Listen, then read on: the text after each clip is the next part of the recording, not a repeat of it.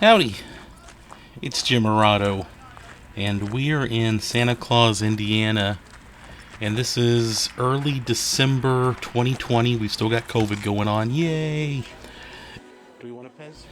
Oh yeah, we're stopping by Santa's Candy Castle, and here's just a brief glimpse of the inside. Lots of candy, lots of Pez dispensers. Did you see all those Pez dispensers? Not a Pez fan. I've got a few though. I think they're cute. I just don't get obsessed with them. Lots of candy here. This is a really cute place.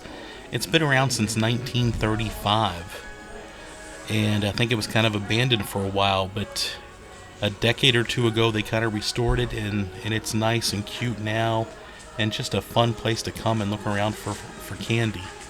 And they've got just about everything. And they were doing a really good job of the social distancing and kind of mapping things out, and all the staff had masks on. They obviously are being careful here, which was appreciated. Yeah, I just filmed around a little bit while I was there. Oh, they had this really cute, there's a little display of Mick Foley, the professional wrestler Mick Foley, who is a big fan of Santa Claus. I met him once in Cherry Hill, New Jersey. Super, super decent, good human. Just a good guy, as just about anybody will tell you, and I like him a lot. My friend Buddy, he used to go to the sports center to see wrestling, as did I back in the 80s when we were little kids. And he talked to Mick Foley back before he was a big star and said he was a really nice guy. I remember seeing him at the sports center too. He was the undercard guy. He was, kind of opened for Jerry Lawler and those guys way before he became a big star. Yeah, but Santa's Candy Castle, they're doing a good job of keeping the line moving in a good way. They've got some really cool merchandise. We bought one of their Christmas ornaments and some candy, and we bought a couple of frozen hot chocolate drinks, something they're famous for. And my wife, who's very healthy, got a low sugar one, and I got one with regular sugar, and they were both good, though mine was better than hers. Anyway, yeah, so that was Santa's Candy Castle, and like I said, I believe it went up in 1935.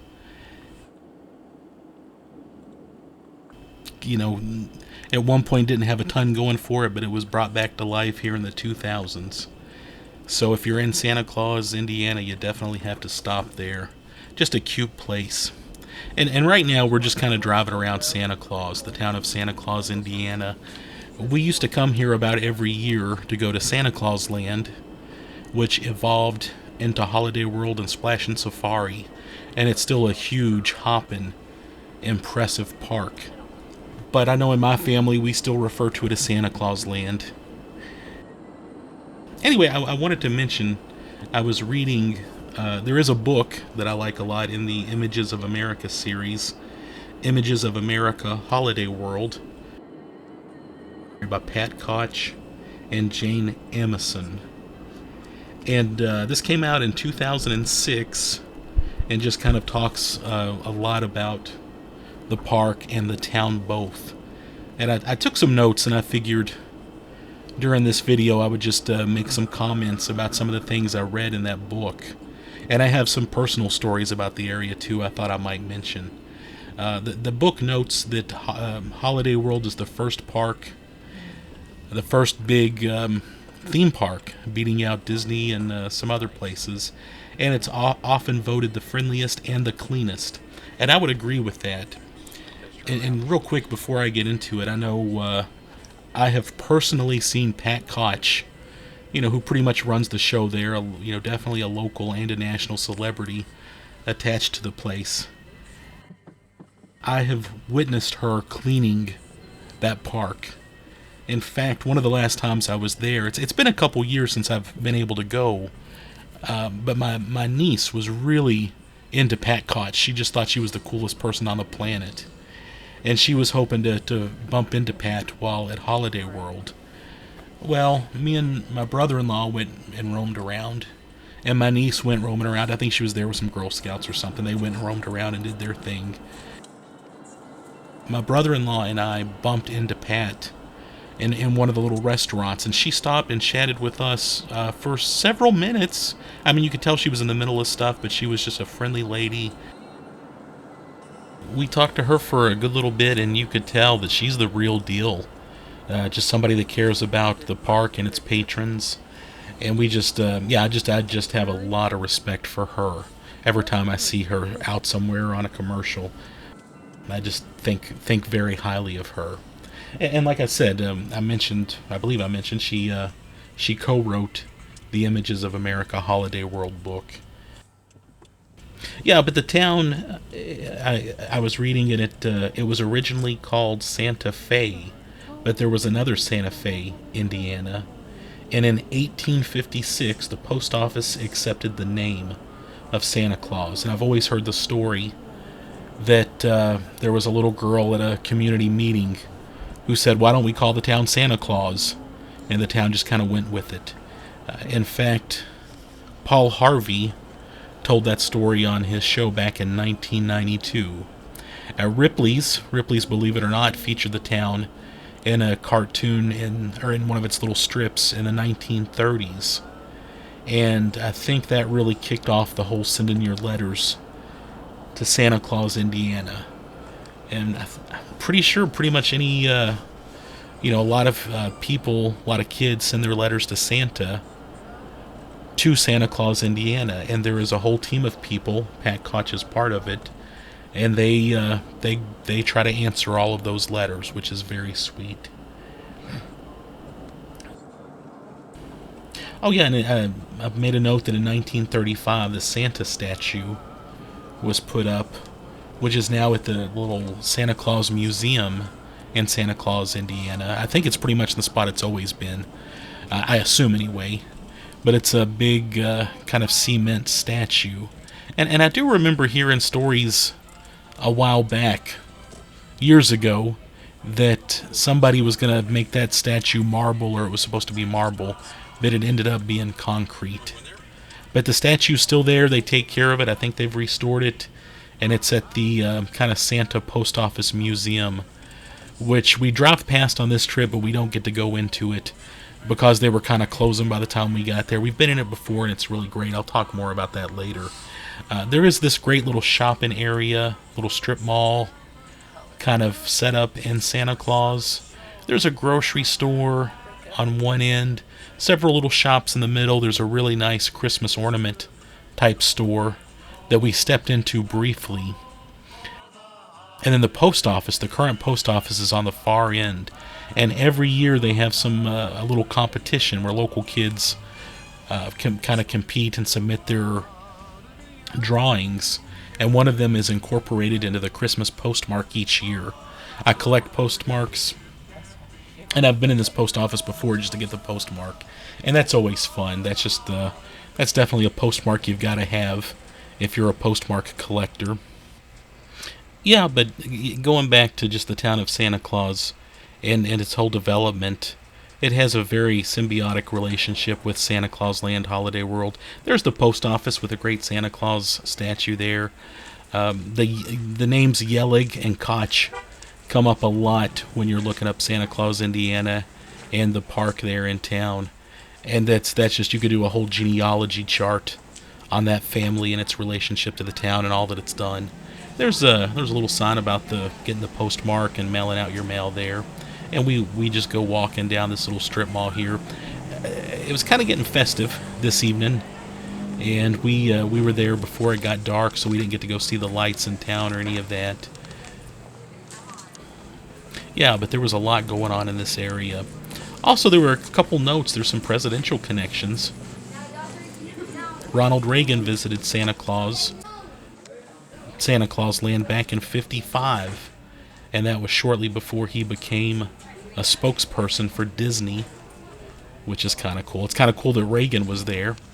Also, President Kennedy signed legislation creating the local Lincoln Boyhood National Memorial. Pat Koch notes in the book that President Kennedy gave her the pen he used to sign that legislation after he signed it in, which I just thought was a great story. I'd love to hear more about that, though. That's Anytime you've got a Kennedy story, that's worth its weight in gold.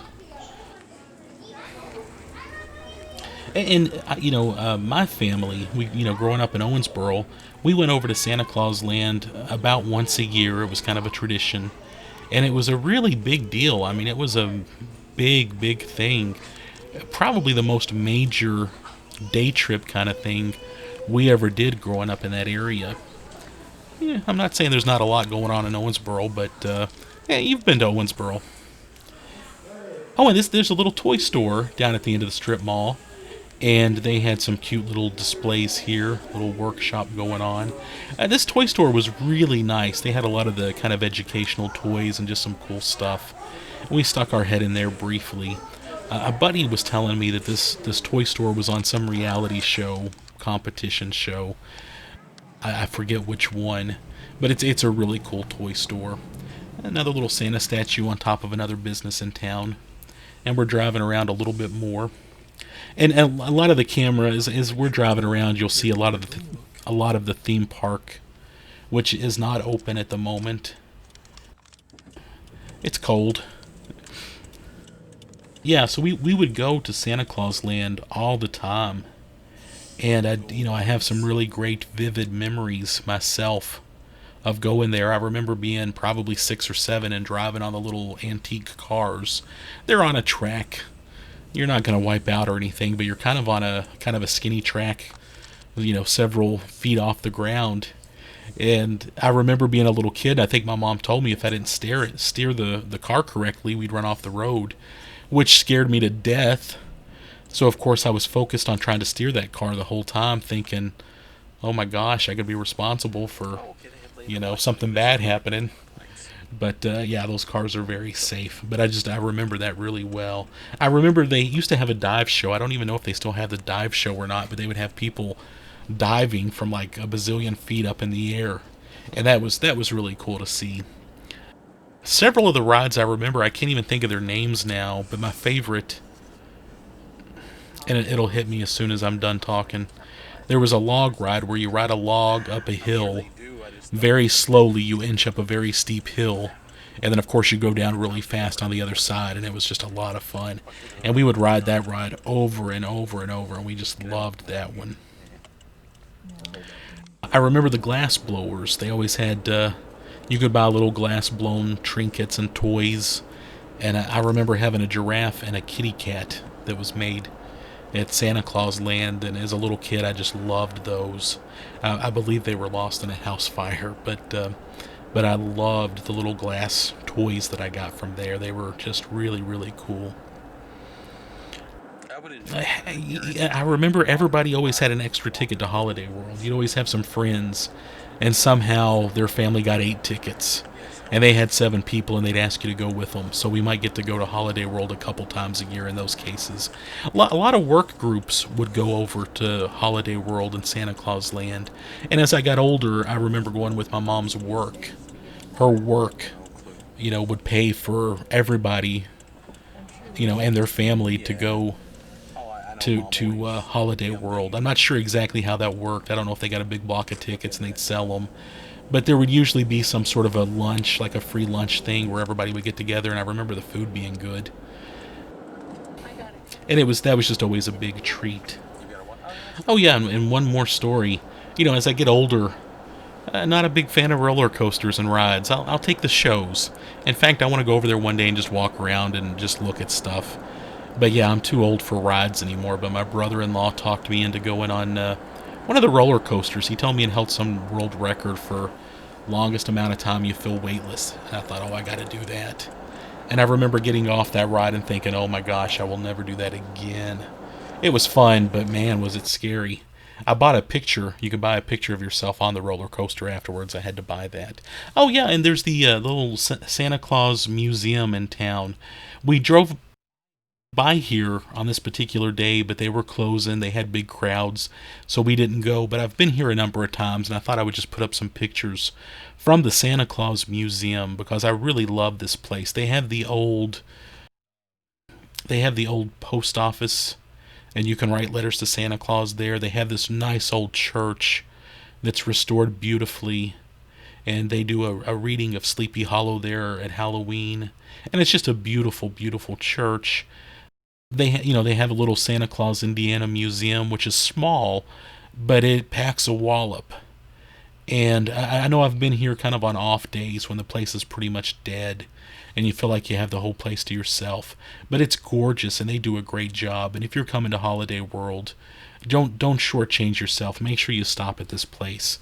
I think it's even free to get in. If they charge anything, it's $1 or $2. I mean, I don't even think they charge that much. Nice little display of Santa Claus there. I know back in the early 80s, there's a picture of my sister and I sitting in Santa Claus' lap at Santa Claus Land. There's inside of the little church, and they've got an old, just an old heat stove. This church is so nice. This picture doesn't really give you an idea of how cool the church is, and they'll give you like a little tour. It's every time we've been there, there's a nice young lady. I think the same young lady we've seen just about every time usually gives us a tour, and she's very sweet. Oh, and I included just a few pictures from a previous trip to Holiday World, and there's the little glass people working away, making those little trinkets I talked about. I'm gonna have to replace my kitty cat and my giraffe next time I go there because I loved them so much. I've got a little knick-knack shelf of toys and things I've bought at places like that, small knickknacks, and it's missing something. I don't have any glass thing from Holiday World. There's those antique cars I was talking about, and they're a lot of fun. Unless you're a little kid, they're kind of scary because you think you have more power driving those than you do, but they're on a track. You're totally safe. And they're a lot of fun to go around in. Oh yeah, the shows, they do some great shows. This particular show, I remember getting to it a few minutes before it was about to start, and you just couldn't find a seat. They're very popular. And they were doing like a little Halloween thriller dance and music show, and it was really cute. I remember a lot of shows going on here. I remember seeing magic shows and animal shows, the diving show. There's a lot of cool shows I remember over the years. And lots of cool rides. I remember riding this. It's the swing, where you go up in a swing. And even as I get older and I'm not up for the roller coasters, this is the sort of thing I definitely, I can handle this. I'll be okay with something like this. This was okay in my books. It was very rideable, even for a mature person like myself. And I wanted to end with they have mascots. They have some cute little mascots. I love these guys. And yes, I'll take my picture with them. That kind of reminds me of the Florence Freedom mascot. If you're familiar with the baseball team in northern Kentucky. But yeah, Santa Claus, Indiana, and Holiday World.